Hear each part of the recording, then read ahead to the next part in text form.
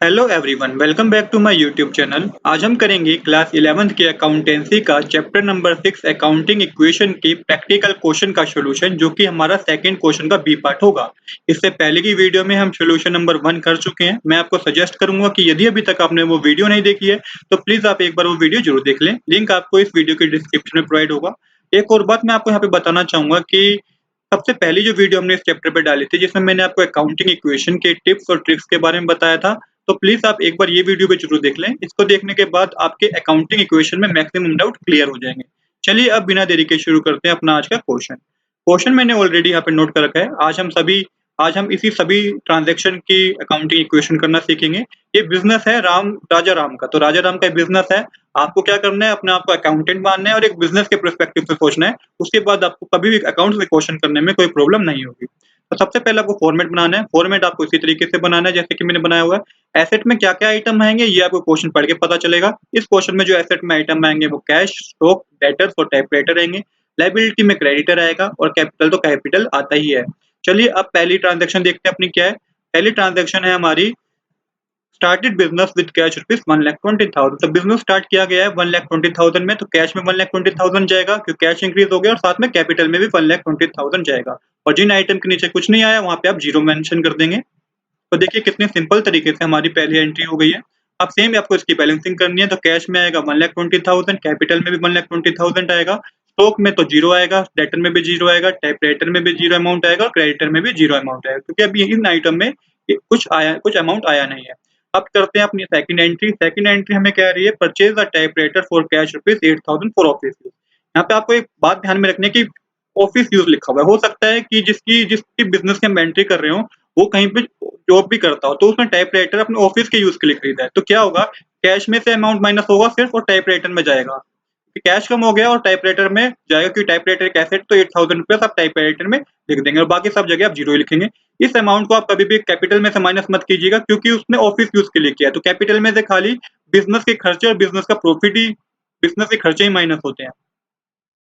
चलिए, तो ये देखिए कितने सिंपल तरीके से सेकंड एंट्री भी होगी। अब यहाँ पे आपको इसकी बैलेंसिंग करनी है। तो 1,20,000 में से 8,000 जाएगा तो 1,12,000 आएगा, टाइपराइटर में 8,000 आएगा और कैपिटल में 1,20,000। जहाँ पे कुछ नहीं आया वहाँ पे आप 0 ही मेंशन करेंगे। अब करते हैं अपनी एंट्री नंबर 3, जो कि कह रही है purchase good for rupees 50,000 for cash. Purchase किया गया है बिज़नेस ने 50,000 कैश में। तो कैश में परचेज़ किया है तो कैश कम हो गया, 50,000 कैश में से माइनस हो जाएँगे और स्टॉक बढ़ गया हमारा। 50,000 गुड्स परचेज़ किया तो स्टॉक हमारा बढ़ गया। तो इन दोनों जगह ये एंट्री इम्पैक्ट करेगी, बाकी सब जगह 0-0 मेंशन करेंगे आप, क्योंकि और जगह इस एंट्री का कोई इफेक्ट नहीं हुआ है। अब आपको बैलेंसिंग करनी है।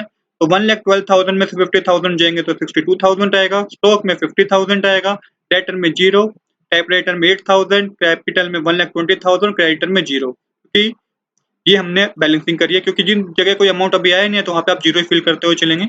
इसके बाद करते हैं अपनी एंट्री नंबर 4। एंट्री नंबर 4 कह रही है purchase good for rupees 40,000 for credit. अब की बार भी गुड परचेज़ किए गए हैं 40,000 पर उधार पे परचेज़ किए गए हैं। जब उधार में परचेज़ किए गए हैं तो स्टॉक बढ़ गया क्योंकि गुड बिज़नेस ने परचेज़ किया है और साथ में क्रेडिटर भी बढ़ गए। तो ये एंट्री का इम्पैक्ट 2 जगह होगा, एक तो स्टॉक बढ़ गया हमारा, दूसरा क्रेडिटर भी बढ़ गए। तो 40,000 आप स्टॉक में लिखेंगे और 40,000 आप क्रेडिटर में लिखेंगे, बाकी सब जगह आप 0 मेंशन करेंगे। इसके बाद फिर आप बैलेंसिंग करेंगे।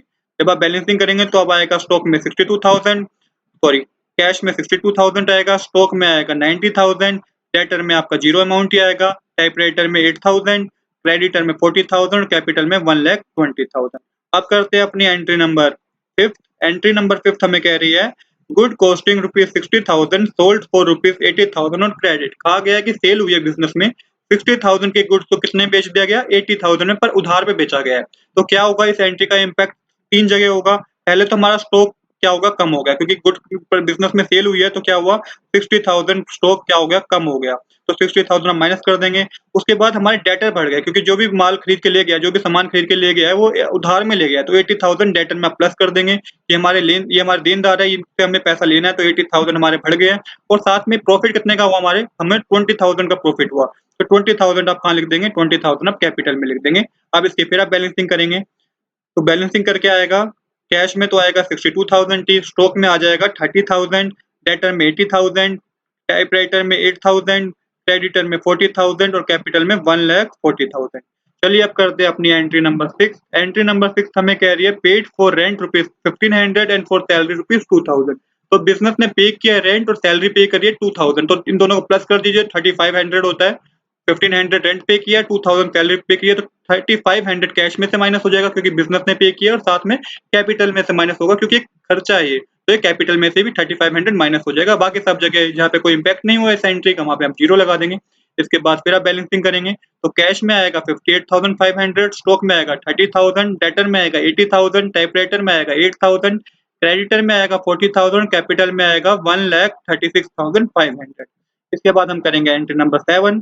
एंट्री नंबर 7 हमें कह रही है receive commission rupees 800, receive 800 rupees for commission. तो बिजनेस में कमीशन आई है 800 रुपीज, तो 800 रुपीज कैपिटल में प्लस हो जाएगा और 800 रुपीज कैश में प्लस हो जाएगा।